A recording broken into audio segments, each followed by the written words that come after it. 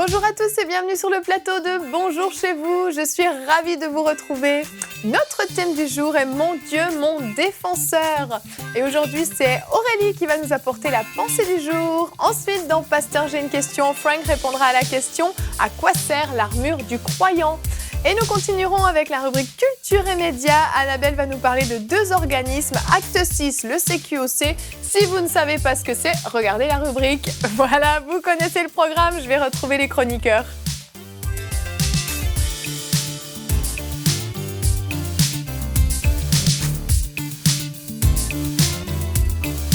Bonjour tout le monde. Bonjour Yveline. Bonjour Evelyne. Comment allez-vous aujourd'hui ? Ça va bien. Eh ben, ça va bien. Merveilleux, vous êtes en forme, tout se passe bien. Est-ce que vous avez besoin d'être défendu aujourd'hui ? C'est déjà fait. C'est déjà fait. Waouh, quelle parole de foi. On voit que c'est toi qui as écrit la pensée du jour. Hein.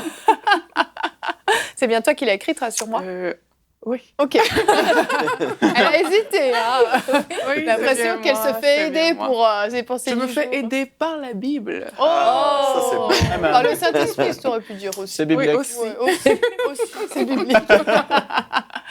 Tant mieux. Donc aujourd'hui, nous allons parler de notre Dieu qui est notre défenseur.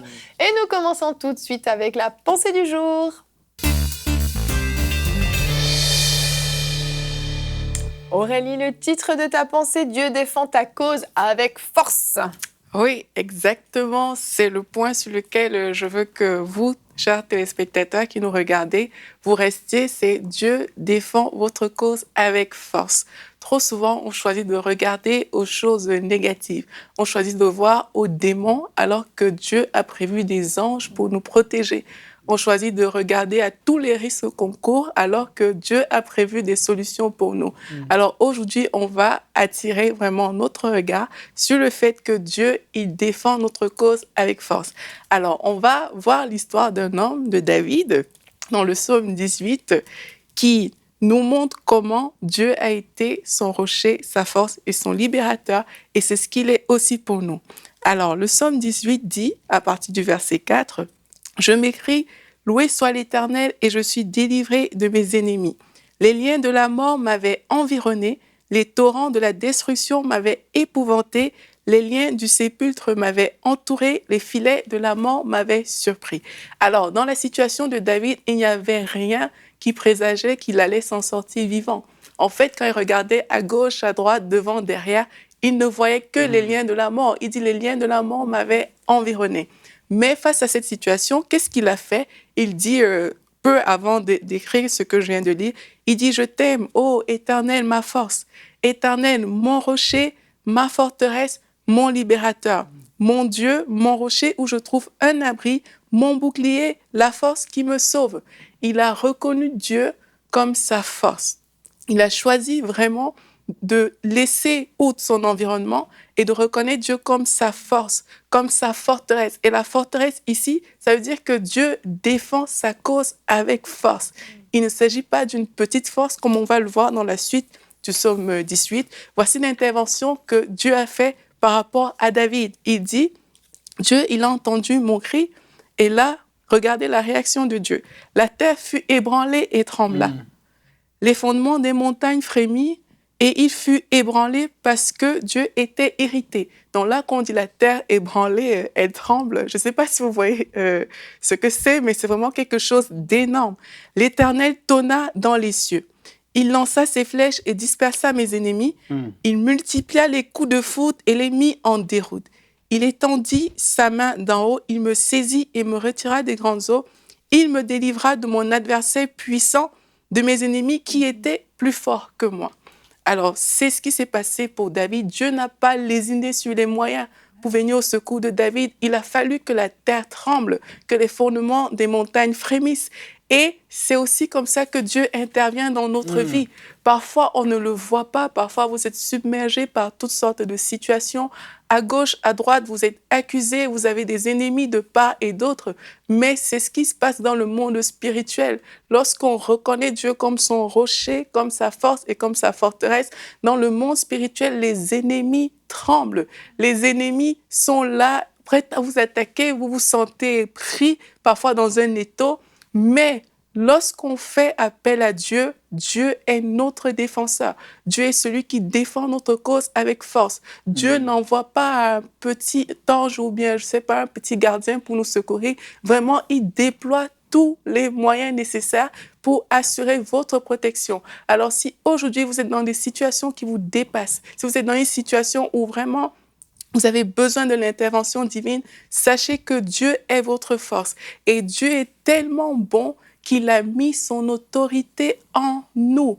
Il l'a mis lorsque vous avez accepté le Seigneur Jésus-Christ comme votre Seigneur et Sauveur, mais vous avez reçu toute l'autorité nécessaire qui vous permet de vous tenir devant les montagnes qui se graissent dans votre vie et de leur imposer le silence.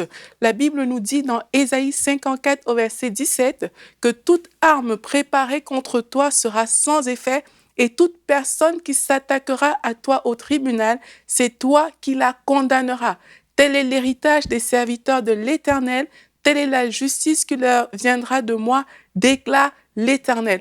Alors, toute arme forgée contre vous est sans effet et toute langue qui se lève pour vous condamner est elle-même condamnée au nom de Jésus. C'est ce que je vous invite à déclarer aujourd'hui et vous pouvez dès à présent louer le Seigneur parce que vous êtes plus que vainqueurs en Jésus-Christ. Amen. Gloire à Dieu.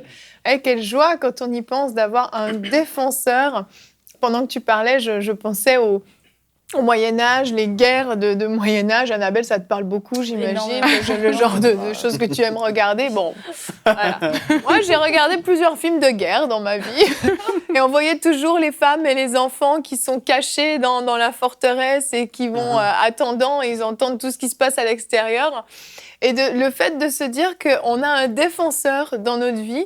Alors on est là, on a l'impression des fois qu'on se réfugie un peu dans une forteresse, on est complètement désemparé, on a l'impression qu'on a plus aucune chance et puis tout à coup on se souvient qu'on a un défenseur qui est là en train de combattre pour nous. On le voit pas forcément, mais cette paix qui vient en nous à ce moment-là, cette assurance que la victoire nous est assurée.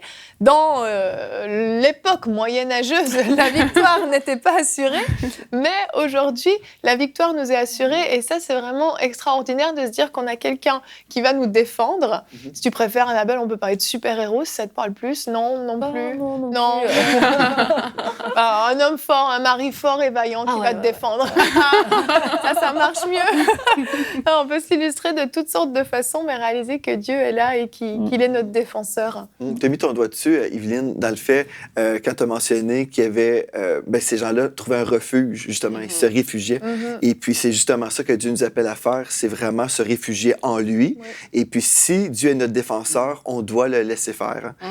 Puis, je crois que ça, c'est vraiment la clé, parce que tout ce que tu dis, c'est merveilleux. Il y a des chrétiens qui vont dire, oui, Dieu est mon défenseur, mais je vais aller me défendre. Et puis, moi, c'est une chose que j'ai cru, en tout cas que mon épouse et moi aussi, on a vraiment décidé, quand les gens nous attaquent, malheureusement, ça l'arrive, mais Dieu nous appelle à le laisser faire. Et puis nous, on est silencieux, sauf silencieux devant les attaques, mais dans la prière, c'est là où on va déclarer des choses. On va déclarer justement, comme tu as mentionné, et puis on va juste trouver notre refuge dans le Seigneur et le déclarer, Seigneur, c'est toi qui nous défends, c'est toi qui nous blanchis de cette situation-là. Et puis ce qui est merveilleux, si on laisse la place à Dieu, Dieu le fait. On n'a rien à faire. C'est là où on peut entrer dans un repos spirituel et dire, Seigneur, toi, tu connais la vérité. Et si je suis là en train de me défendre, je suis en train d'embarquer aussi, je participe là, d'une certaine façon, je me salis. Mais si je dis non, moi, je me retire et je laisse Dieu agir, bien Dieu le fait. Et puis après, les gens viennent nous voir et nous demandent pardon. Ça, c'est encourageant. Ça n'arrive pas toujours, mais on laisse Dieu le faire. Oui. On voit souvent, justement, David dans les psaumes qui dit à Dieu, regarde ce qu'ils disent, regarde ce qu'ils me font. Et on dirait vraiment physiquement que David avait comme tout le temps un pas de recul. Pourtant, il y avait la souffrance, pourtant, il y avait quelquefois les craintes. Il dit que la terreur l'envahissait. Mais il avait quand quand même, on dirait tout le temps cette espèce de pas de recul où il dit à Dieu, regarde cette situation, regarde. Et je pense que lorsqu'on est attaqué, on doit prendre volontairement ce pas de recul parce que sinon, on est tenté de répondre par nous-mêmes. On va être offensé aussi.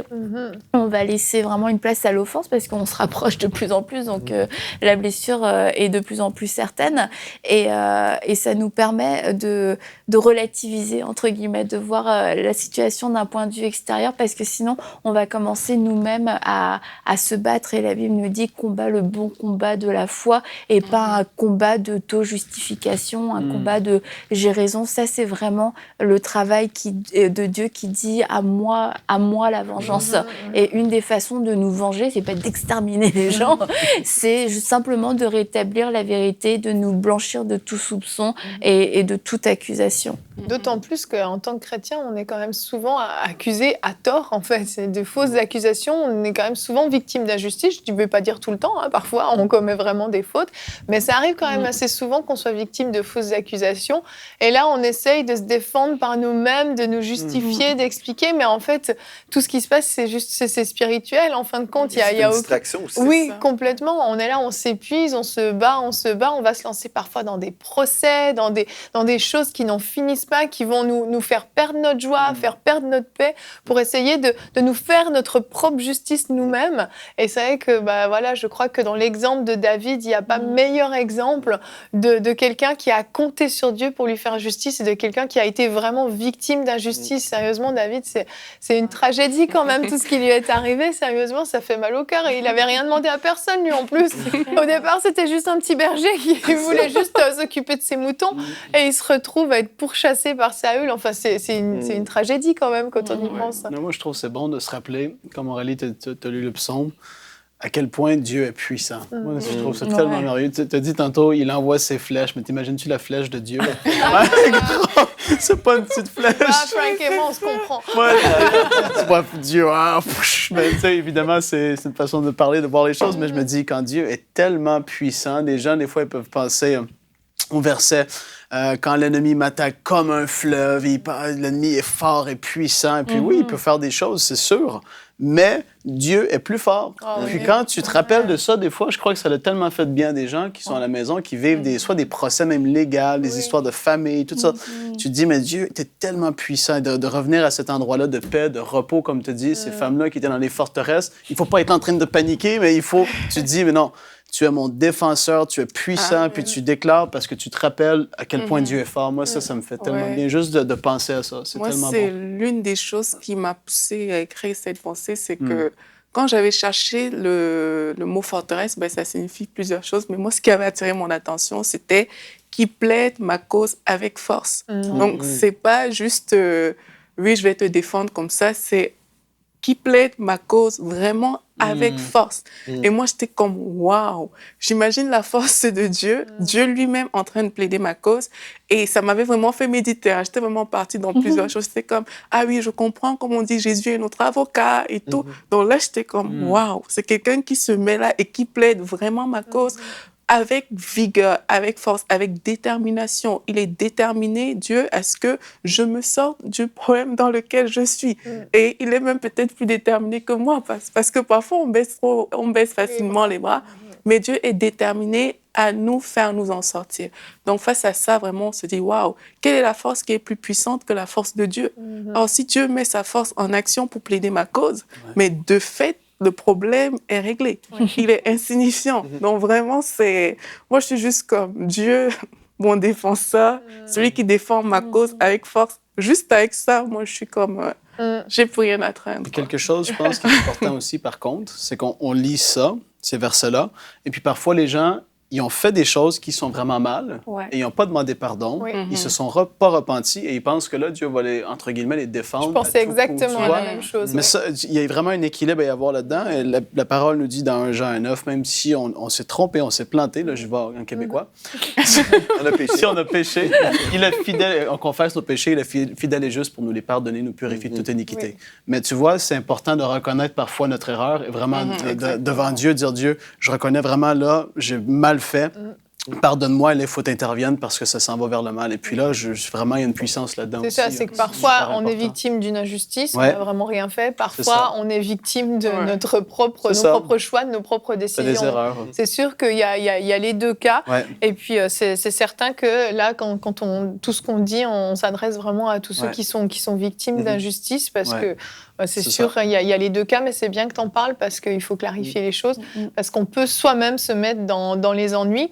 Mais là, c'est ça, c'est vraiment ceux qui... Parce qu'il y en a beaucoup, vraiment. Moi, j'ai même des frères et sœurs que j'ai en tête qui sont dans des procès, qui sont dans des choses. Et puis, je me dis, mais c'est terrible, en fait, de se retrouver à devoir aller se justifier, se battre. Il y a une femme qui défend beaucoup l'avortement, qui se retrouve régulièrement en procès, en prison. Il y a des causes, parfois, qui sont nobles, qui sont justes. Et puis, on se retrouve à avoir des sérieux problèmes avec la justice, avec notre travail parfois, avec différentes choses. Et si on n'a pas cette assurance qu'on a un défenseur, déjà, on n'osera pas prendre certaines décisions aussi parce qu'on sait qu'on va avoir des ennuis en retour. Et puis, sérieusement, si on n'a pas cette certitude que Dieu va nous défendre, ben, on peut être dans des ennuis très, très sérieux. Et puis, comme on l'a dit, essayer de nous défendre par nous-mêmes, nous dépatouiller, ça va nous coûter une fortune, juste en frais d'avocat et autres. On a de fortes chances de perdre en plus parce que quand il y a une injustice, ben, la justice, souvent, elle se poursuit. Et c'est des conséquences qui sont sans fin. Et vraiment, c'est là que ça devient une tragédie. Donc, c'est pour ça que ce thème est vraiment important. Merci Aurélie pour ta pensée, parce qu'il faut en avoir vraiment conscience. Une chose aussi, je pense, importante, c'est que si on dit « OK, Seigneur, c'est toi qui me défends », bien là, on doit vraiment être patient aussi. Être patient. Et là, marcher dans l'amour. Ça, c'est une chose aussi. Parce qu'il y a des gens qui nous attaquent et souvent, c'est des esprits méchants là, qui ont séduit ces personnes-là. Donc, le problème, c'est pas vraiment la personne qui nous attaque, c'est un esprit ou des esprits. Donc, si on voit la personne comme étant notre ennemi, en fait, on n'a pas la vision de Dieu. Ça. Mais si on dit, OK, cette personne-là est séduite, donc Dieu m'appelle à bénir et prier pour mes ennemis. Et là, c'est un peu difficile, hein, charnalement. Là, on n'est pas dans ce désir. Mais spirituellement, si on choisit de bénir et de prier, et si nous sommes patients, là, Dieu peut intervenir. Mais si on est trop impatient, puis on dit, non, je vais me défendre, écoute, c'est terrible. Mais en fait, là, on prend la place de Dieu. C'est vraiment ça. Et puis, c'est pour ça que plusieurs chrétiens qui ont beaucoup de problèmes, ils ont pris la place de Dieu. Et Dieu a dit, ben, je voulais te défendre, mais tu as choisi de prendre ma place. Donc, finalement, on est là dans une guerre. Et puis, au lieu de marcher dans la paix et marcher dans l'amour, tout va mal dans notre vie parce que la foi est agissante par l'amour. C'est-à-dire que si je ne marche pas dans l'amour, ma foi ne fonctionne pas à tous les niveaux, que ce soit la guérison, mes finances, dans ma famille. Finalement, à cause d'un problème, j'ouvre une porte gigantesque à l'ennemi. Je ne marche plus dans l'amour, je marche dans la chair, je récolte de la chair, la corruption, la mort. Ma vie est un désastre. Donc, pour dramatiser... Soyez encouragés par cette parole. Non, mais il y a tout le temps une bonne fin.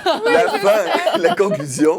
Il faut juste choisir, OK, ça, je te laisse aller. Je te laisse me défendre. Je choisis l'amour. Je marche dans l'amour. Il faut toujours revenir là-dessus. Est-ce que je marche dans l'amour en ce moment?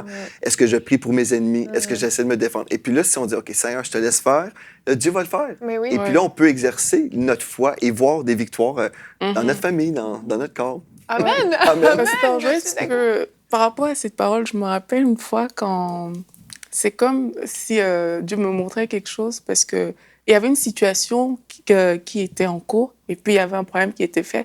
Et là, on se demandait quelle est l'attitude qu'il faut avoir face à la personne qui était la cause et l'objet de toutes les difficultés qu'on traversait. Et lors d'un temps de méditation, c'est comme Dieu essayait de me faire comprendre que, en fait, le but de l'ennemi, lorsqu'on est confronté à des situations qui viennent nous chercher, à des personnes qui nous attaquent, c'est vraiment de nous détourner de la parole de Dieu pour qu'on ne soit plus sous le joug de Dieu, pour qu'on puisse maintenant ouvrir cette porte dont vous parlez justement à l'ennemi, pour que l'ennemi vienne faire du désordre dans notre vie. Donc, parfois, quand on est attaqué comme ça, vraiment, le but, c'est de rester sous la coupe du Seigneur Jésus-Christ. C'est ça qui fait que Dieu, quand il a l'espace pour pouvoir agir dans notre vie, pour pouvoir intervenir. Mais si on se retire de sa parole et qu'on commence à aller avec nos propres moyens, à laisser la chair s'exprimer, mais là, c'est comme si on sortait du joug du Seigneur, en fait. Donc vraiment, parfois dans le combat, ce sera aussi un combat où on se dit, je dois rester focalisé sur ce que Dieu me demande de faire. L'ennemi peut envoyer ses flèches. Mon défenseur, il est là. Moi, je fais ma part. Et ma part, c'est de rester attaché à la volonté de Dieu et à sa parole. Amen. J'ai une image qui me vient en tête. T'imagines quand Pierre est en prison, l'Église, au lieu d'avoir prié, il aurait été essayé de défoncer les murs de la prison. Oui, c'est vrai. T'imagines-tu? C'est une bonne image, ouais. Et là, il était là, il priait toute la nuit, et Pierre était là, et puis là, il y a une libération qui se passe dans le monde invisible. Les murs ont été vraiment défoncés, mais... Je pensais justement à Paul et Frank. Silas, la même affaire. Tu te dis, mais là, c'est Dieu qui intervient. Ouais. Tu vois, on a prié, comme tu dis, à être dans la paix, et on va savoir que Dieu va C'est intervenir. puissant, hein? C'est vraiment Je pense que la louange, c'est une clé. Hein. Oui, absolument. Justement, je pensais Absolument. à ça. Si nous louons Dieu malgré Ouais. tout ce qu'on peut ressentir, c'est là où on est rafraîchi spirituellement Ouais, aussi. c'est clair. Ouais, c'est ça, c'est là où on laisse Dieu, en fait, prendre notre propre défense. Mhm. Et on a une question qui nous a été posée et j'aimerais qu'on puisse y répondre parce qu'il y a quand même beaucoup de choses à dire sur ce point, j'imagine. Frank, une question dans la rubrique Pasteur, j'ai une question. Frank, tu vas répondre à la question de Costa de France. À quoi sert l'armure du croyant? Eh bien, Costa, c'est une bonne question et la réponse, elle sert à nous protéger. Merci. Voilà. J'avais dit qu'il y avait beaucoup de choses à dire. C'est prophétique. Donc, on va continuer. À nous protéger, oui. Non, Costa, non, on va aller en profondeur dans la question. On va lire ensemble le passage de où ça nous vient. Éphésiens 6, on va commencer à partir du verset 12 jusqu'au verset 18. La parole nous dit « Car nous n'avons pas à lutter contre la chair et le sang, mais contre les dominations, les autorités, les princes de ce monde de ténèbres, contre les esprits méchants. » Là, c'est des hiérarchies par rapport au monde des ténèbres. Et puis après ça, au verset 13, la parole nous dit « C'est pourquoi prenez toutes les armes de Dieu afin de pouvoir résister dans le mauvais jour et tenir ferme après avoir tout surmonté. » Tenez donc ferme, ayez à vos reins la vérité pour ceinture, revêtez la cuirasse de la justice, mettez pour chaussure à vos pieds le zèle que donne l'Évangile de paix. Prenez par-dessus tout cela le bouclier de la foi avec lequel vous pourrez éteindre les traits enflammés du malin. Prenez aussi le casque du salut et l'épée de l'Esprit, qui est la parole de Dieu. Faites en tout temps par l'Esprit toutes sortes de prières et de supplications. Veillez à cela avec une entière persévérance et priez pour tous les saints. Et puis là, on voit ici un exemple extraordinaire de l'apôtre Paul qui a écrit cette lettre-là. Et lui-même, il était en prison à Rome à cette époque-là. Si vous ne le saviez pas, mon frère Costa, il était emprisonné lui-même et il voyait les soldats romains. Et on peut voir, il voyait les soldats romains, comment ils étaient vêtus, et il se disait, mais il y a un combat qui est là, parce qu'il y a différents niveaux de mauvais esprits dans le monde des ténèbres. C'est une réalité, et il en parle ici, il y a eu une révélation par rapport à ça, et il nous dit, prenez les armes de Dieu. Et puis là, je veux commencer par ce point. C'est pas de se lever le matin et de dire « je mets le casque du salut et je mets la cuirasse de la justice et je m'en vais dans le monde ». Parce qu'il y en a qui pensent ça. Et c'est vrai, moi j'ai déjà vu ça. Evelyne, tu as envie de... T'aimes que je fasse les mouvements, hein? Je savais que tu allais faire ça. Oui, c'est ça. Le bouclier de la foi. C'est une façon de le voir, l'apprendre peut-être à des enfants et tout ça, mais quand on est mature, il faut se rendre compte que comment est-ce qu'on peut se revêtir de l'armure du croyant, c'est un style de vie. Oui. C'est, tu marches dans la vérité. Et quand tu marches d'une façon intègre et dans la vérité, l'ennemi ne peut pas t'attaquer à certains niveaux. C'est souvent ça, c'est qu'on peut avoir la mentalité, la pensée, je suis un enfant de Dieu, le diable n'a plus le droit de m'attaquer, ou je sais pas quoi. C'est faux. Si on vit dans le péché, première des choses, tu te mets dans son terrain de jeu. Tu es ouvert à tous les attaques de l'ennemi qui pourrait vouloir te faire, tu vas les subir et c'est une réalité.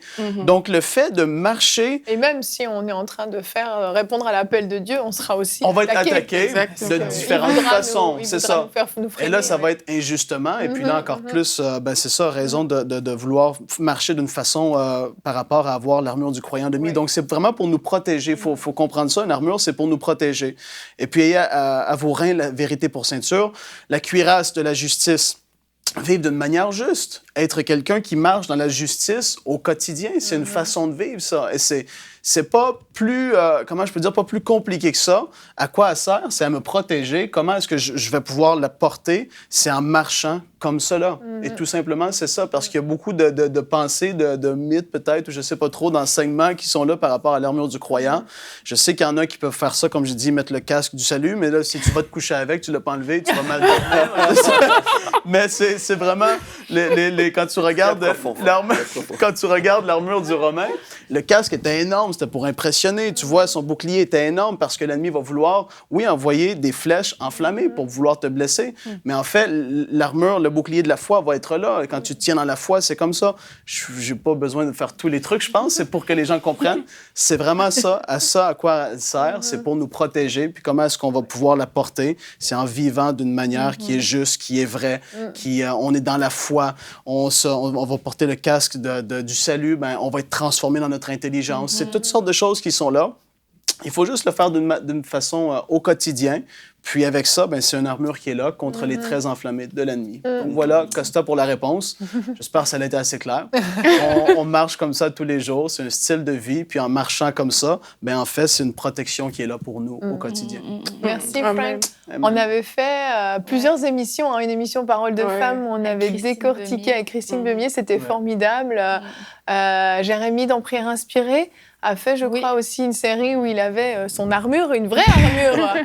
Nous aussi, on l'avait prise, l'armure, on avait pris Victor. Oui, c'est vrai, vous l'aviez pris, ouais. Exactement. Mais on voit que chaque élément a un but précis et c'est juste fou de voir. Le casque, ça va garder nos pensées parce qu'un coup à la tête, ça fait mal. La cuirasse, ça va garder nos cœurs, nos organes vitaux. Il n'y a rien qui a été laissé au hasard. Non. Et en fait, je veux dire, ce serait dommage de s'en passer, de dire j'en ai pas besoin, etc. Faut savoir utiliser les armes que Dieu nous a données parce que on vit dans le monde. Il y a une réalité spirituelle qui est là aussi. On reçoit pas des vraies flèches enflammées quand on sort en général. Mais si on n'a pas conscience qu'on a un bouclier de la foi, on va juste se faire attaquer puis on va dire mais Seigneur, où es-tu? Et Dieu nous dit en fait aujourd'hui, mets ton armure.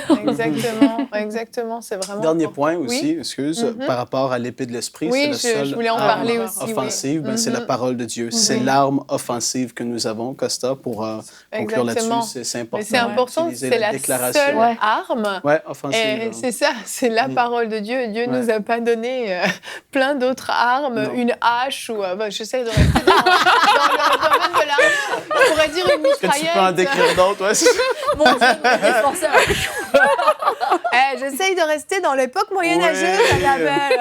Aide-moi, Frank. Eh ben, à la fin, il parle de l'épée de l'esprit, mais il dit, à la fin, faites en tout temps par l'esprit toutes sortes de prières. Et puis, il ne faut pas enlever ça et penser que ce n'est pas une arme. La prière, c'est ultra efficace. C'est une arme puissante. Mais ici, il parle vraiment, l'épée, c'est la parole de Dieu. Elle est véritable, elle ne change jamais. C'est la vérité. Puis, on arrose cela avec la prière en plus. Puis, ça va être très puissant. Amen, amen. Donc, Costa, si vous voulez creuser davantage l'émission Parole de Femmes sur l'armure du croyant ou Prière inspirée, tu l'avais fait aussi, non? Jamais. L'envie de faire, on vise l'originalité, non la... On a déjà mentionné, mais je pense pas que j'ai fait une série au complet, mais peut-être un jour. Mais j'ai un petit coup de cœur quand même pour celle avec Christine Bemier, je veux dire, parce que c'était vraiment puissant. Bon, on va continuer avec la rubrique Culture et Médias.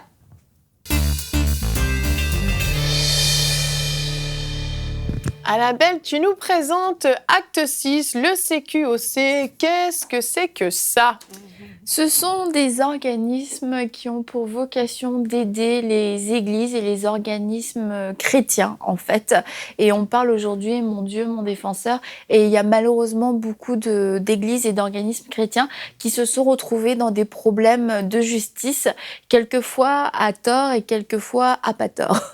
Dans le sens où la loi, les lois, c'est compliqué, il y a beaucoup de choses à savoir. Et quand on reçoit l'appel sur sa vie pour devenir pasteur, on n'est pas forcément juriste et puis on n'a pas forcément conscience que dans le pays où nous sommes, il y a des lois qui régissent les associations, que l'argent qui rentre, il faut l'utiliser, oui, comme on veut, mais il faut qu'il y ait des preuves de ce qu'on fait et il faut qu'il y ait vraiment une bonne tenue de la comptabilité. Sinon, on peut avoir des soucis. On va venir voir votre comptabilité, on va voir qu'il y a un problème dans votre comptabilité et on va pas forcément se dire cet homme a reçu l'appel de Dieu, il n'était pas appelé à être comptable, il n'a pas volé dans les offrandes, c'est juste qu'il ne savait pas comment faire. On va dire votre comptabilité a un problème, a priori il manque de l'argent, vous êtes un voleur. Donc voilà, vous pouvez avoir des poursuites judiciaires et c'est des choses dont les églises aujourd'hui, aujourd'hui, hier et pour toujours, veulent se passer. Protéger. Personne ne veut tomber dans ce genre de choses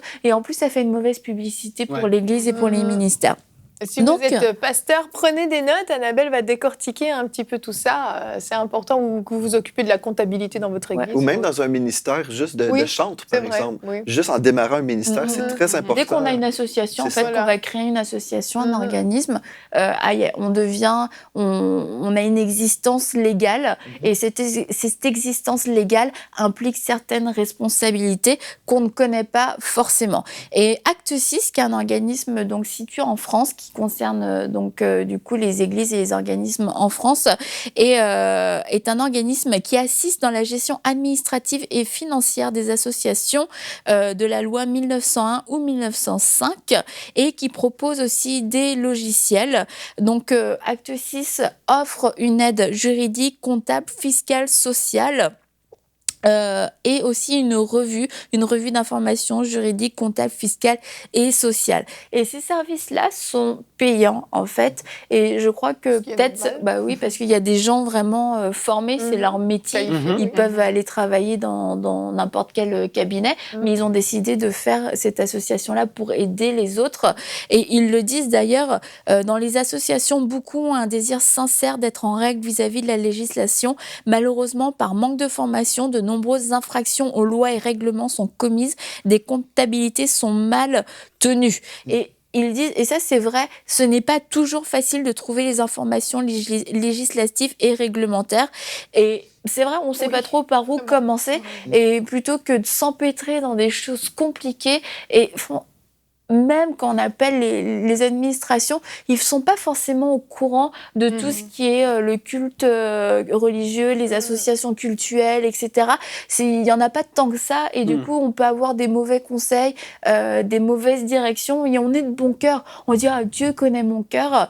Mais le gouvernement pas. Voilà, le gouvernement ne connaît pas ton cœur et tu ne pourras pas plaider ton cœur à ce moment-là. Donc, autant mettre toutes les chances de notre côté. Oui. Et Acte 6 propose donc des formations et propose des logiciels et propose aussi une convention. 2 sortes de conventions. Je parlais que ça coûtait une certaine somme d'argent. La convention plus qui coûte 250 € par an et la convention optimum qui coûte 400 € par an. Et ces 2 conventions en fait proposent un audit et un rapport, une visite tous les 3 ans pour de visu, une aide, une assistance téléphonique. Attendez, je regarde pour les 2, voilà. Donc ça vaut quand même vraiment la peine. Oui, ça vaut la peine. Et quelquefois, on peut se dire c'est pas une dépense vraiment justifiée, etc. Mais c'est une dépense justifiée parce que quand le fisc commence à venir fouiller dans vos affaires, ça risque de vous coûter plus cher. Donc mieux vaut payer ce service avec des gens qui sont là pour vous aider, qui sont pas là pour vous chercher des problèmes, pour voir ça va pas, soupçonner le mal. C'est vraiment on veut tout mettre au clair. Si demain tu as un contrôle, tu vas être clean et tu seras irréprochable. Et là, on peut plaider notre cause et on a cette confiance devant Dieu et devant les hommes qu'on a bien fait les choses. Et je voudrais dire aussi que Dieu est un Dieu d'ordre et que Dieu n'est pas opposé à ce genre de choses et que d'avoir une bonne structure administrative, ça permet à l'œuvre aussi de pouvoir prendre son essor pour tout le reste parce qu'on n'est pas retenu par ce genre de choses. Et il y a des gens vraiment compétents en qui Dieu a mis une sagesse, une intelligence pour comprendre un tas de choses, pour comprendre des lois, des règlements, des chiffres et toutes ces choses qui me dépassent personnellement. Mais il y a des gens qui sont là. Et il faut les utiliser parce que ils font partie du corps de Christ.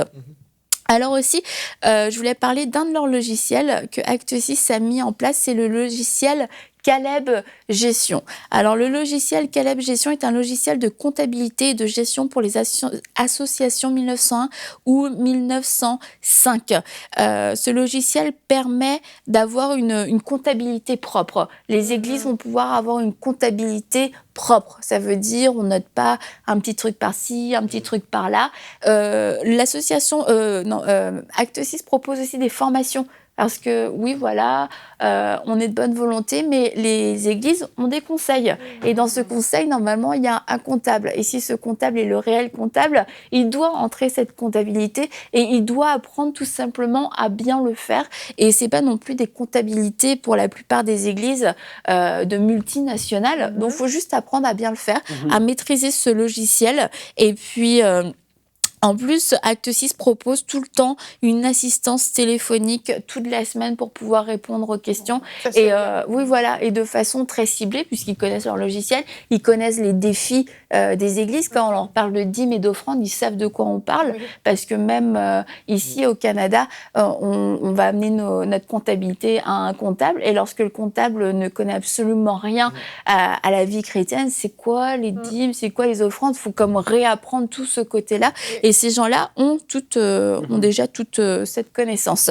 Et donc, Acte 6, toutes les informations sont sur leur site, acte6.com. Alors, je vous encourage, si vous êtes une église, une association, un organisme, et que vous êtes en France, à les contacter et à prendre des informations sur leur site, sur leur page Facebook, voir les logiciels qu'ils proposent. Ils proposent aussi un logiciel de paie, donc ça peut être vraiment très intéressant, parce que là, on monte encore dans une nouvelle dimension. Mais maintenant, les églises, c'est courant qu'on emploie quelqu'un, puis on veut le faire proprement. Il y a des charges à déclarer, etc. Et quand on n'a pas déclaré ces charges, le jour où on doit les déclarer, si on a oublié de les déclarer, ça fait mal. Donc, mieux vaut le faire bien dès la première fois. Et nous avons aussi un organisme au Canada, au Québec en tout cas, qui s'appelle le CQEC, le Centre de service des organismes chrétiens. Comme CQEC le dit bien. Non, c'est le CSOC, mais qui fait partie du CQEC. Et en fait, c'est vraiment pour aider les organismes chrétiens dans la formation de l'association au niveau administratif, les statuts, les papiers. Et ça, c'est la partie du CQEC. La partie du CSOC, c'est la partie comptabilité, finance, etc. Tout ce qui est prêt aussi, de donner des conseils. Ils peuvent faire la comptabilité, ils peuvent faire la tenue des livres. Et la plupart des églises, je pense, au Québec, ont recours au service de la CQEC, non ? Je ne pas une grande partie, en tout cas. En tout cas, je trouve que c'est sage de le faire, parce qu'il y a des gens compétents qui peuvent le faire, qui ont vraiment des conseils avisés, qui savent exactement comment bien le faire d'une façon propre, d'une façon irréprochable. Et ça, oui, c'est une certaine dépense, mais ça enlève du travail aussi, ça décharge le travail, ça permet de se focaliser sur ce qui est vraiment important pour l'œuvre de Dieu et d'avoir l'assurance que c'est bien fait. Donc voilà, et CQEC, c'est www.cqec.org. Donc si vous êtes au Québec, que vous êtes une organisation chrétienne, allez sur leur site et contactez-les, prenez un rendez-vous et inscrivez-vous. Oui, c'est super merveilleux parce que quand on a démarré le ministère en 1999, c'était un ministère gospel de musique, tout ça. Et puis, on a contacté la CQOC qui ont tout monté pour nous. Donc, on a démarré très rapidement, facilement. C'était bien fait. Et après, on a modifié pour le nom de l'Église.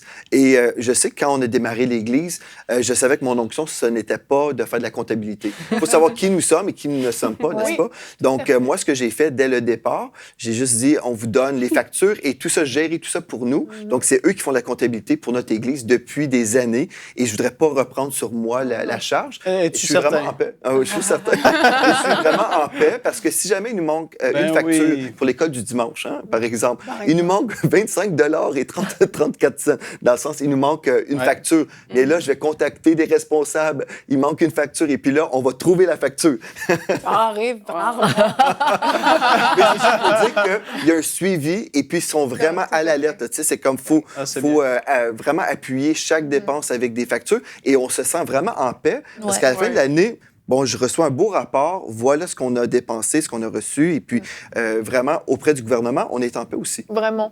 Puis moi, ce que je trouve quand même très agréable, j'ai eu à parler à un membre du CQEC un jour concernant une facture légèrement égarée, effectivement.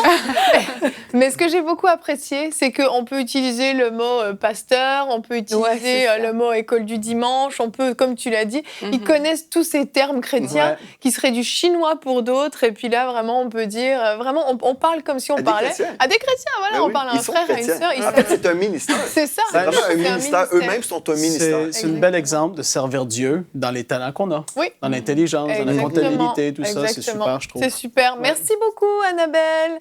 Merci. Je vous rappelle notre thème du jour. Dieu est votre défenseur. Donc, soyez assurés qu'il combat pour vous et qu'il vous accordera la victoire. Nous allons nous retrouver demain. Le thème sera « Parents, priez pour vos enfants ». Donc, avis à tous les parents, connectez-vous, cette émission sera pour vous. Et nous aurons la rubrique « C'est mon histoire » avec le pasteur Samuel Gingras qui viendra nous raconter son témoignage. Voilà, vous connaissez tout ce qui vous attend pour demain. Bonjour chez vous.